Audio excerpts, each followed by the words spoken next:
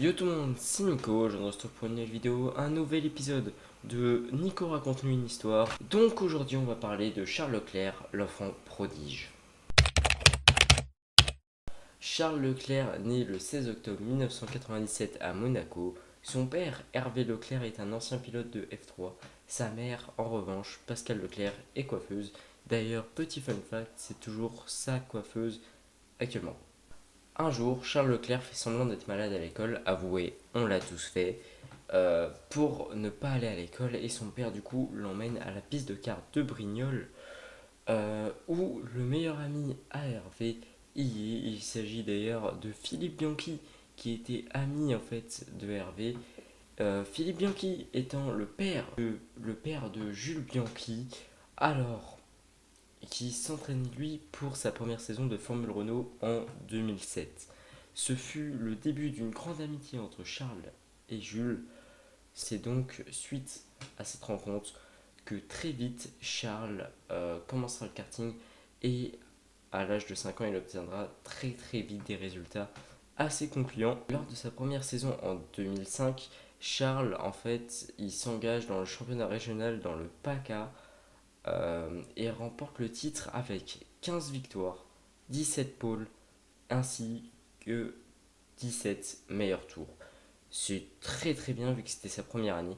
L'année suivante, on est donc en 2006, il réédite l'exploit toujours en mini-kart avec 14 victoires, 17 pôles, 17 meilleurs tours.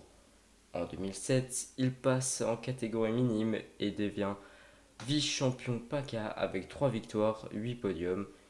Également vainqueur du trophée Claude Sec lors de la saison 2008, il devient vice-champion de France minime avec un total de 13 podiums. L'année suivante, il devient champion de France cadet et vainqueur de la Bridgestone Cup. En 2010, il se classe vice-champion de France KF3, cinquième du championnat du monde des minimes, enfin des moins de 18 ans, trophée académique donc, et devient chez lui le plus jeune pilote à remporter la Monaco Kart Cup. En 2011, Charles Leclerc remporte la Coupe du Monde en obtenant la pole position et le meilleur tour. Il remporte le trophée académique, encore une fois, avec 2 victoires et 5 podiums et finit deuxième de la WSK Final Cup en décembre.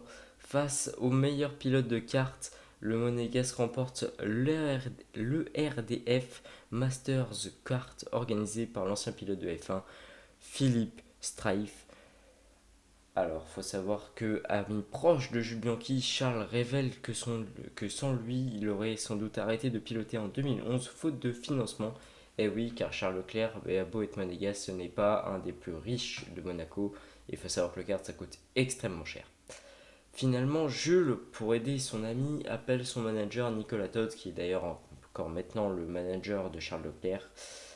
C'est très beau comme histoire, et lui demande de le prendre sous son aile.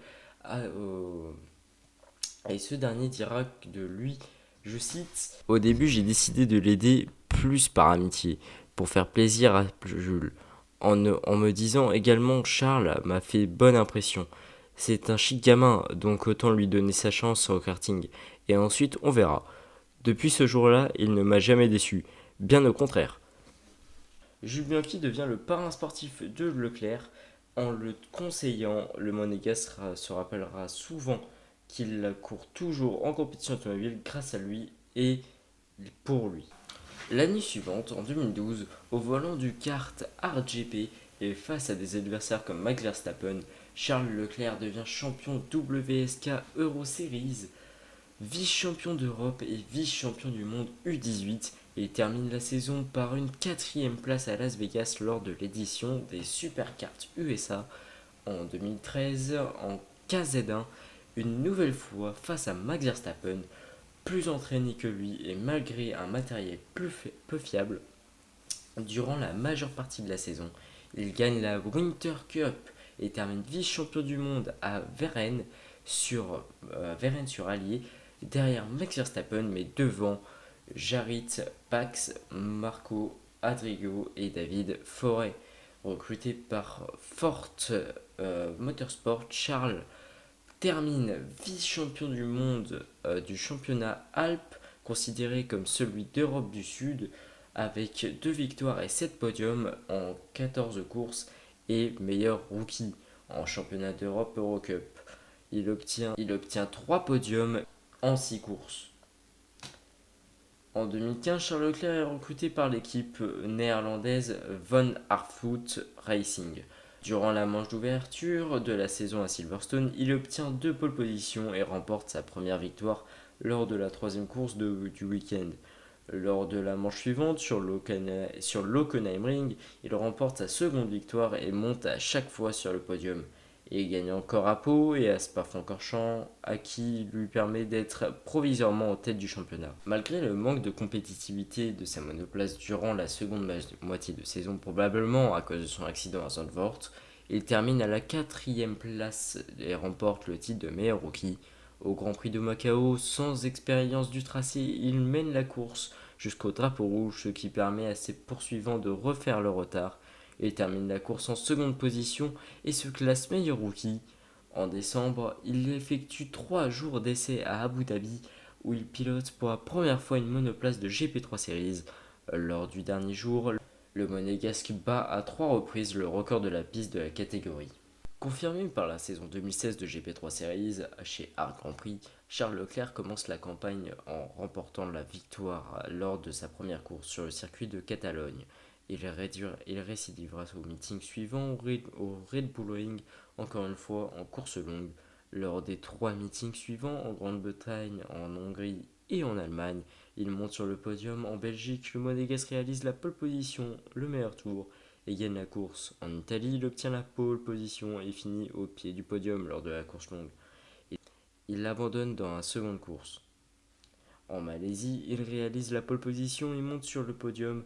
Pour la dernière manche du championnat à Abu Dhabi, il abandonne après une crevaison, mais conserve 25 points d'avance sur son plus proche rival et remporte le championnat.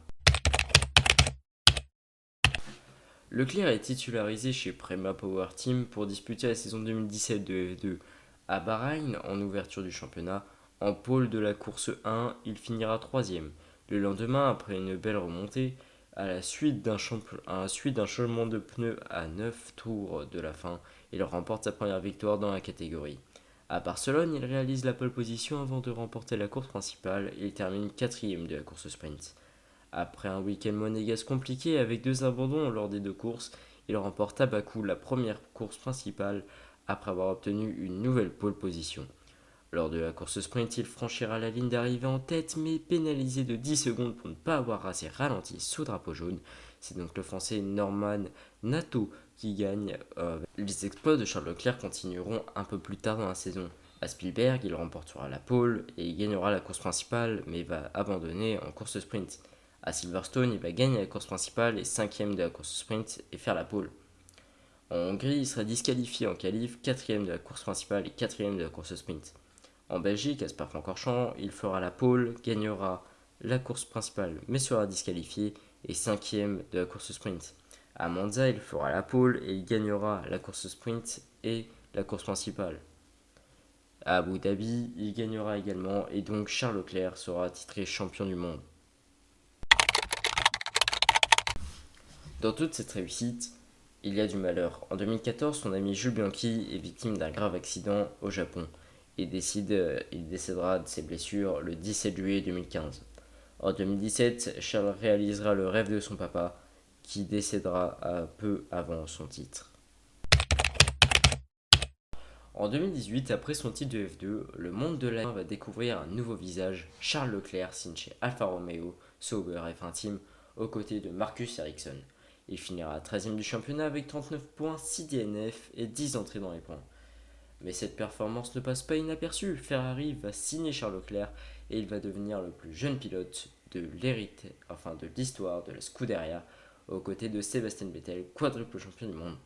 En 2019, il gagnera 2 fois, une première fois en Belgique, à Spa-Francorchamps, une première fois à Monza. Il fera 7 pôles et 10 podiums, 4ème du championnat et 3 DNF dont une erreur au Brésil. En 2020, Ferrari souffre dû à la crise du Covid-19. 0 pole position, 0 victoire et 2 petits podiums. Et des erreurs multipliées, il finira 8ème et les questions commenceront à se poser sur lui. car l'erreur en Turquie qui lui fait perdre un podium est extrêmement grave, ainsi que l'erreur en Autriche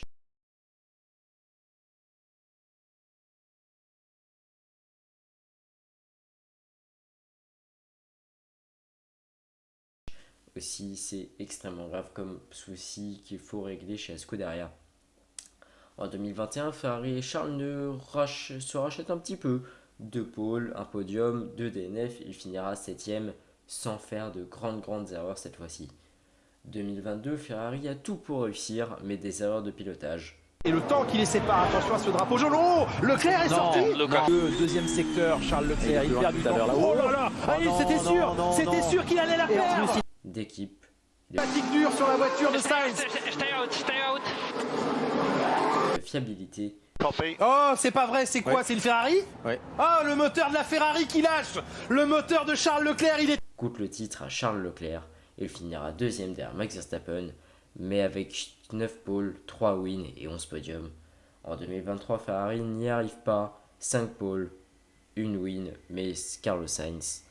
Et Ferrari ne gagnera pas avec Charles Leclerc, mais fera 6 podiums avec Charles Leclerc. Il finira 5ème, mais en évolution et avec moins d'erreurs. Et ça touche, hein, les voitures écrasées au sol sous le poids de l'aérodynamique.